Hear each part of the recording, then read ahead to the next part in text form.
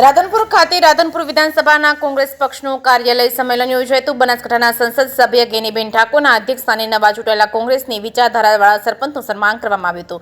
પાટણ જિલ્લાના રાધનપુર ખાતે આવેલ રેડ ક્રોસ હોલ ખાતે રાધનપુર વિધાનસભા કોંગ્રેસ પક્ષનું કાર્યાલયનું સંમેલન યોજાયું હતું, જેમાં બનાસકાંઠા જિલ્લાના સંસદ સભ્ય ગેનીબેન ઠાકોરના અધ્યક્ષસ્થાને જેમાં રાધનપુર વિધાનસભાના પૂર્વ ધારાસભ્ય રઘુભાઈ દેસાઈ તેમજ પાટણ જિલ્લા કોંગ્રેસના પ્રમુખ ધેમરભાઈ દેસાઈ તેમજ આદિત્ય ઝુલા અને આહિર સમાજના યુવા અગ્રણી નરેશભાઈ આહિર, મહેશભાઈ મુલાણી, સાંતલપુર તાલુકા પંચાયતના પ્રમુખ અને મહેબૂબભાઈ મલેક તેમજ અન્ય મહાનુભાવોની ઉપસ્થિતિમાં આ કાર્યક્રમની અંદર પાટણ જિલ્લાની બીજી ટર્મ માટે કોંગ્રેસના પ્રમુખ બનવા બદલ ધેમરભાઈ દેસાઈનો અભિવાદન કાર્યક્રમ સાથે કોંગ્રેસ પક્ષને મજબૂત બનાવવા, સંગઠનને વધુ મજબૂત બનાવવા આવનારી તાલુકા પંચાયત અને જિલ્લા પંચાયતની ચૂંટણીમાં કોંગ્રેસ વિજય મેળવે તેની રણનીતિ નક્કી કરવામાં આવી હતી અને આ પ્રસંગે રાધનપુર વિધાનસભાના કોંગ્રેસના કાર્યકર્તાઓ અને સંગઠનના હોદ્દેદારો અને ચૂંટાયેલા પદાધિકારીઓ ઉપસ્થિત રહ્યા હતા। જે કે સિંહ ગુજરાતી સાથે મનુ ઠક્કર, રાધનપુર।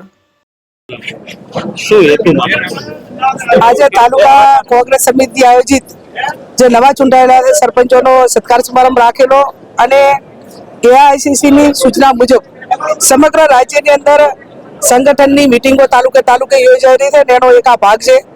આવનાર સમયની અંદર જિલ્લા પંચાયત, તાલુકા પંચાયતની ચૂંટણી હોય, 2027 વિધાનસભાની ચૂંટણી હોય તો તમામ કાર્યકરો હળી મળીને ભાઈચારાની ભાવનાથી કામ કરે અને ક્યાંક સંગઠનમાં ફેરફાર કરવાની જરૂર જણાય તો નીચેથી જે કાર્યકરો સૂચન કરે, તાલુકાનું સંગઠન હોય, જિલ્લાનું હોય, વિવિધ સેલના હોદ્દેદારો હોય તો આવનાર સમયની અંદર આ 3 કે 4 મહિના એ સમગ્ર રાજ્યની અંદર કોંગ્રેસ પાર્ટીનું એ સંગઠનનું હોદ્દેદારો નિમવા માટેનું અને એના નીચે બૂથ લેવલ સુધીનું કામ કરવા માટેની એક આ પ્રક્રિયા છે અને એના ભાગરૂપે આજે મીટિંગ આજે રાધનપુર નગરપાલિકામાં માત્ર કોંગ્રેસના 2 નગર છે તો એમની પણ ગેરહાજરી અને ક્યાંક સરેશ કોંગ્રેસના આગેવાનોની પણ ગેરહાજરી।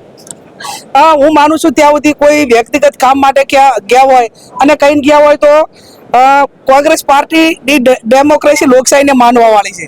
ચૂંટાયેલા લોકો એ પોતાની જવાબદારીપૂર્વક સંભાળતા જ હોય છે અને આવનાર સમયની અંદર સંભાળે।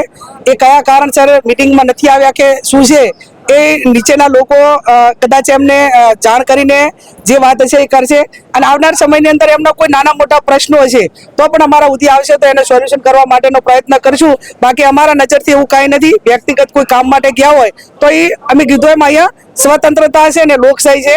અહીં કોઈ દબાણ નથી કે કોઈ નોટિસો આપવી કે ચૂંટાયેલા પદાધિકારીઓને હેરાન કરવા કે કોઈ હગાવાલામાં કે કોઈ વ્યક્તિગત કામે જ આવું તો કોઈ હોદ્દેદારોની રજા કે મંજૂરી લઈને રજા ચીઠી લઈને જવું એવું કોંગ્રેસ પાર્ટીની અંદર પ્રથા નથી ને એના ભાગરૂપે કદાચ કંઈક નાના મોટું છે તો પ્રયત્ન કરશું। ગુજરાત યુથ કોંગ્રેસના મહામંત્રીએ મોટી જાહેરાત કરી 2027માં રઘુભાઈ વિધાનસભાના ઉમેદવાર છે, શું કહેવા માંગો? હું માનું છું ત્યાં સુધી અહીંયા કોઈ કમિટમેન્ટ નથી।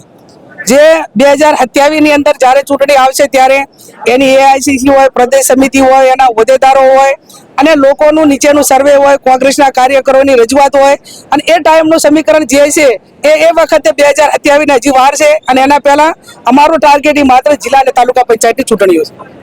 Thank you. તાલુકા પંચાયતના પ્રમુખના ચૈત્ર વસાવાની ધરપકડ કરવામાં આવી છે। ચૈત્ર વસાવા ધરપકડ ભાજપ તાલુકા પંચાયત હું માનું છું ત્યાં સુધી જ્યાં વિસ્તારની અંદર કોઈ પણ કોંગ્રેસના ધારાસભ્ય હોય કે કોઈ પદાધિકારીની ખોટી રીતે ધરપકડ કરે તો એ માત્ર સરમુખતારશાહી અને દબાવવા માટેના પ્રયત્નો છે। એટલે આ કોંગ્રેસ પાર્ટી જ્યાં અંગ્રેજો સામે નથી ઝૂકી તો ભારતીય જનતા પાર્ટીનું પ્રશાસન હોય, એના હોદ્દેદારો, સરકાર હોય એનાથી ક્યારે બીવાની નથી। કાયદાનું કામ કરશે અને સમગ્ર કોંગ્રેસ પાર્ટી એ જે અમારા કોઈ હોદ્દેદારને અન્યાય થયો હોય તો એની સાથે છે। કોંગ્રેસ વિચાર શ્રેણીવાળા સરપંચોનું સન્માન સાથે કોંગ્રેસને આવનારી તાલુકા પંચાયત, જિલ્લા પંચાયત મજબૂત કરવા માટેના રણનીતિની મીટિંગ અને જિલ્લા કોંગ્રેસ પ્રમુખનું સત્કાર અને સન્માન સમારંભ, શું કહેવા માંગો? હાલની જે પરિસ્થિતિ ગુજરાતની છે, પ્રજા ત્રાહિમામ છે, સરકારે કશું જ કર્યું નથી।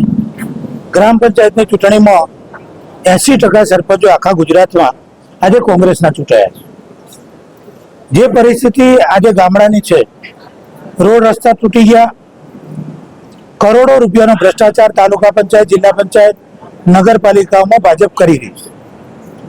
આ ભ્રષ્ટાચાર લોકોને દેખાય છે ત્યારે આવનારી તાલુકા પંચાયત, જિલ્લા પંચાયતની ચૂંટણીઓ કોંગ્રેસ પાર્ટી જીતે એનું પ્લાનિંગ કરવાની અમારી આ મિટિંગ હતી। અમારા પ્રભારી માનનીય જ્ઞાનીબેન, સાંસદ શ્રી બનાસકાંઠા જે પ્રભારી છે અને ગુજરાતના અમારા નેતા તરીકે બેને હાજરી આપીને જે સૂચનો આપ્યા એ સૂચનો પ્રમાણે આગળમાં કઈ રીતે ચૂંટણી લડવી, કઈ રીતે પ્લાનિંગ કરવું અને એ રીતે તાલુકા પંચાયત, જિલ્લા પંચાયત કોંગ્રેસ પાર્ટી આગળ ચૂંટણી લડવાની છે. ત્યારે ગુજરાતની પ્રજાને ખબર પડી ગઈ છે કે દેશની સરકાર હોય કે ગુજરાતની સરકાર હોય, ફક્ત વાતો કર્યા, વાયદા કર્યા અને લોકો જોડે છેતરામણી કરી છે અને વાતો કરીને કોઈ પણ વિકાસનું કામ ગામડાઓનું કર્યું નથી. ત્યારે તાલુકા જિલ્લા પંચાયત 100% પ્રજા કોંગ્રેસના આશીર્વાદ આપશે એનો અમને પૂરેપૂરો વિશ્વાસ છે. રાધનપુર નગરપાલિકામાં કોંગ્રેસ શાસન બાદ ભાજપનું શાસન આવ્યું છે, તો લોકો ને અત્યારે તાહીમાં પુકાર્યું છે, એ બાબતે શું કહેવા? તમે મારે જે જવાબ આપવાનો હતો એનો જવાબ પણ તમે તમારા સવાલમાં આપી દીધો છે. રાધનપુર નગરપાલિકા કોંગ્રેસની હતી. કોંગ્રેસના લોકોએ ખૂબ કામ કર્યું હતું, કરોડો રૂપિયાનું કામ કર્યું. ધારાસભ્ય તરીકે કરોડો રૂપિયાની ગ્રાન્ટ એ પાણી માટે, ગટર માટે, વ્યવસ્થાઓ માટે, આરોગ્ય માટે અમે લોકો લાયા હતા. પણ પ્રજા સર્વોપરી છે. લોકશાહીમાં પ્રજાએ આશીર્વાદ અમને આપીને એમ કીધું ભાઈ તમારા વખત સત્તામાં નથી રહેવાનું અને ભાજપને ફૂલ બહુમતી આપી. છતાં અત્યારે નગરની ગટરો ઉભરાય છે. 15 દિવસે પણ પાણી મળતું નથી. સ્ટ્રીટ લાઇટ બંધ છે.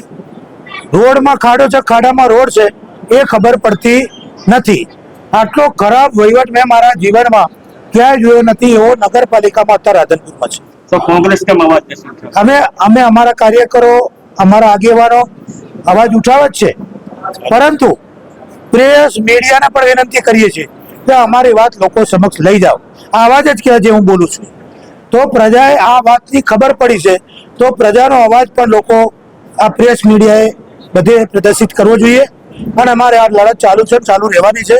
અમે નગરપાલિકાના વહીવટ જે રીતે ચાલી રહ્યો છે એમની અંદરની એકતા નથી, એમની લડતના લીધે આજે નગરપાલિકાની પ્રજા ત્રાહિમામ છે. એના માટે હું મારો વિરોધ નોંધાવું છું અને પ્રજાને કહું છું કે આવા લોકોને જેટલા બને એટલા વહેલા તગેડી મૂકવા જોઈએ અને તાલુકા જિલ્લામાં તમારા જ્યાં સંબંધો હોય ત્યાં કોંગ્રેસને મદદ કરો એ જ અભિલાષા રાખું છું.